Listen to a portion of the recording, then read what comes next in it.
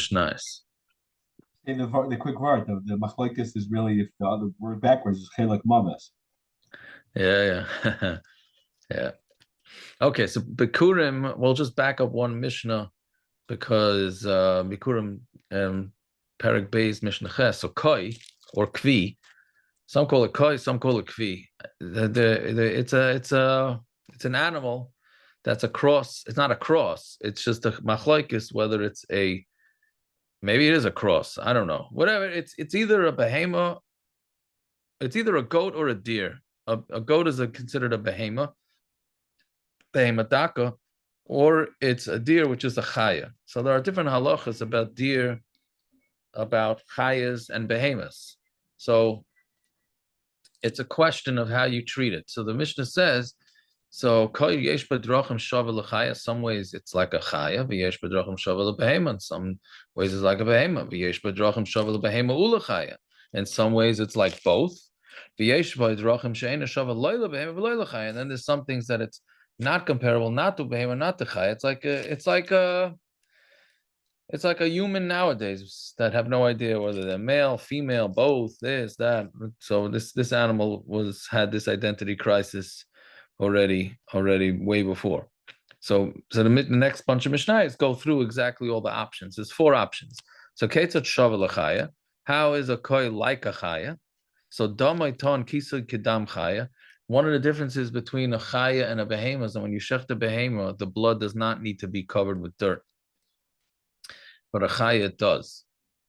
So we're saying here, for blood-wise, it needs to be, it's considered like a chaya. So you need to cover the blood. You can't shecht it on Yom Tiv. Now, the reason why you can't shecht chayas on Yom Tiv is because you have to cover over with dirt. Dirt is muksa or digging or both. So we don't want to have to deal with that on Yom Tiv. So therefore, on Yom Tiv, you only shecht behemoths. So since this thing, you need to cover the dirt, so you don't shecht it on Yom Tiv. Even though nowadays we don't shecht on Yom Tiv, but really halachically, you would be allowed to shecht on Yom Tiv.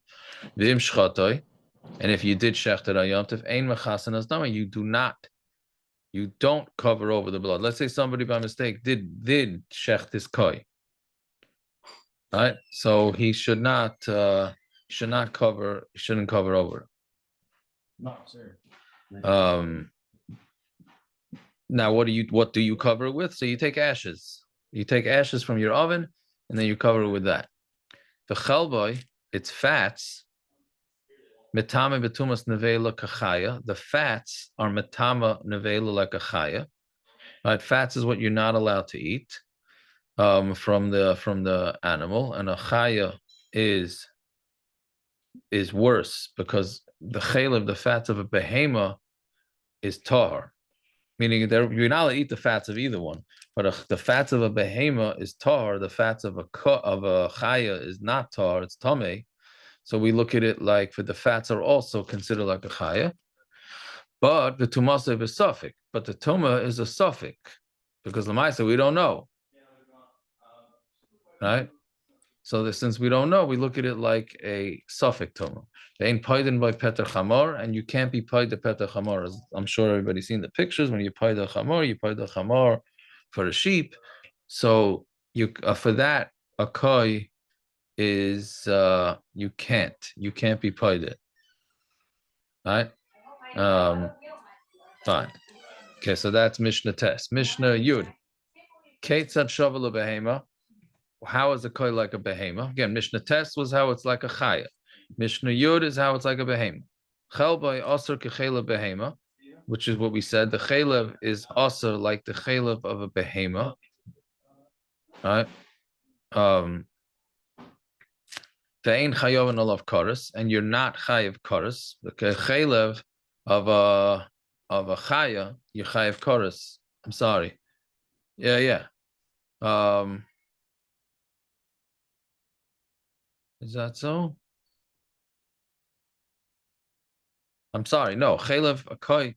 No, for if it would be considered a sorry, chelev of a. I think I said it before by mistake. A chelev of a chaya is mutter. It's chelev of a hema that's aser, and you chayav kares, right? So ve'ein chayav and love kares. So it's aser right? Like a behemoth, but you're not chayav koros. And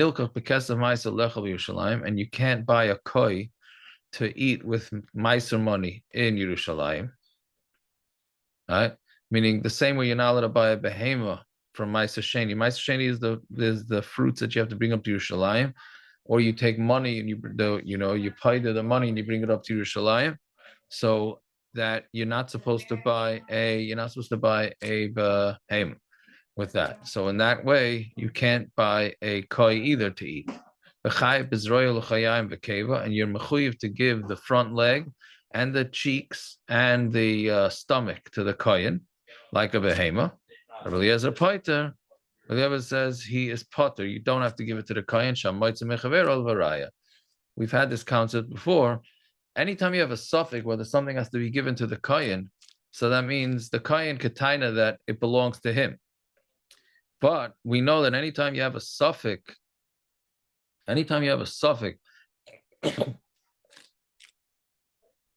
over whether the kohen supposed to get truma, or right, so then he has to prove it. He has to prove that it's going to him. Right. So since he has to prove it's going to him, it's a motzei mechverel, right? The kohen wants to get the cheek and the stomach and the front leg out of the Yisrael who owns the koi. The Yisrael tells him, okay, prove to me that the koi goes to you. If you can't prove it to me, so then it's not yours. Right? Okay, we'll stop over there, even though we need to do extra because we missed yesterday, but it's gonna get too late. Okay, let's do a little Musa and Shari Tshuva. Kuf Lamed Tes, a major one. Major Musa from the Shari Tshuva. Very important. Kuf Lamed Tes, Shar Gimel Kuf Lamed Tes. Shari Tshuva says, V'hine avak haretzicha. We're discussing the Gili Arayas. We're discussing the Shalosh Averos Chamuras, what we call the big three, that somebody has to give up his life for. Right? So the last thing we discussed was Gili Arayas. So one has to give up their life for and not to be over anything with Arayas. Right? So he says, V'hine avak haretzicha, the dust of Ritzicha is halbonas panim, is embarrassing or making somebody's face turn white. Yeah. Kiponav yechvaru v'nos mara adam. What happens? A person's face gets white, and his blood drains out. V'doima el ritzicha, and that's similar to killing somebody. Right when somebody dies, so the blood drains out of his body.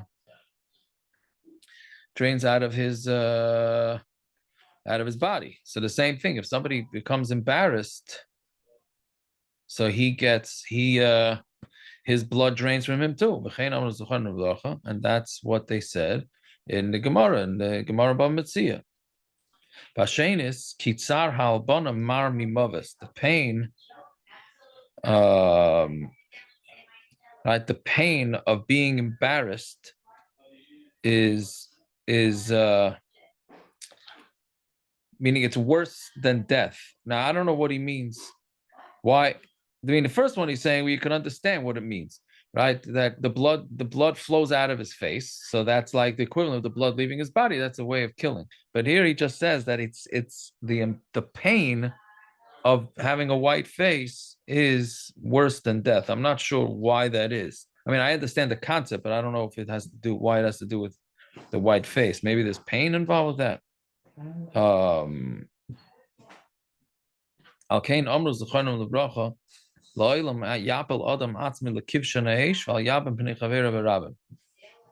order to get to that point that you have a white face, that's crazy embarrassing. Right, so that's what I'm saying. Very good. So is that what he means? Is that what he means? I wasn't sure. Ask meaning is it the embarrassment? Yeah, in order to get for that to happen, you have to be so embarrassed, or it doesn't sound like that from his lashon. I mean, he's a rishon, so you can maybe die. He's saying that it sounds to me like the tsar of his face becoming white. Normally, when you first get embarrassed, doesn't your face turn red?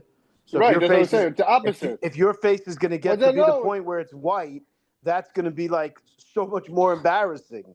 It's after that first stage. Isn't it the opposite that when you get embarrassed, your face turns red? Right. No, that already we discussed. That the Gemara discusses, Naftali. You're right. but this is a This is step the next above level. that. That's what I'm saying. This is the Is next it- level after This that. is beyond that. This is beyond. after that. It's how embarrassing you must be. If your face is gonna get past the red to be white, that's crazy embarrassing. Maybe it's like Uh-huh. like in by bris milah. By bris milah, if the baby is yerek or if the baby is he's red, right? Because baby's yerek, he doesn't have enough blood. That's gone away. But if he's red, the blood is all on the surface. So maybe that's what it means here. Your face may turn red, but it's because your the blood's coming from the rest of you, and the baby reason you don't give a bris on a baby is red is because you'll lose all his blood right away, and that's the danger there. The Gemara says so maybe it's similar. Maybe it's similar. I don't know. When you guys embarrass me, I'm sure I turn red all the time. I don't know. But you never turn white. You're already white. His beard is white. Yeah, it's calling the kettle black. I don't know. Did anybody ever see somebody get so upset that their face turned white? I don't know. Do we have Metzius? Does that even happen? Get scared. Only seen it in the cartoons. Oh yeah. What? So since he's got tshuva to do. He's been watching cartoons. So I'm saying, but does it exist even? I don't know. Anyways, but okay. Better a person should put themselves in a fire and don't embarrass somebody. But they don't say this by the other averas, only by embarrassing. So therefore, we compare the dirt or the dust of killing to killing itself. Better to die than for you to die than to kill. Same way, meaning you're supposed to get killed instead of killing somebody else. Therefore, you should get killed before embarrassing somebody else. Right? And we know this from Tamar. Right? She. So I Googled it, by the way. Yeah. Yes, a person's face can appear paler or whiter due to embarrassment. This is a physiological response called pallor, Pallor, where the skin appears lighter than usual due to reduced blood flow. Embarrassment, along with fear or shock, can trigger the body to redirect blood away from the skin and towards essential organs. Interesting. That's if I Google it. I've heard that that's the autonomic nervous system. Yeah, but I've heard that that's when somebody gets scared. You've heard this when somebody gets embarrassed? It can be the same thing, fight or flight. Interesting. Okay. All right. That's like, there you go, David. All right. Shenemar he mutzeis v'hi shalcha el chamiyah. Meaning when Tamar, she could have embarrassed Yehuda by saying, whoever's stick this is the one who slept with me. But instead, she put it out there and she said, whoever claims it will be the one. So she was ready to die because they were going to kill her. And she was ready to die instead of embarrassing her father-in-law, Yehuda.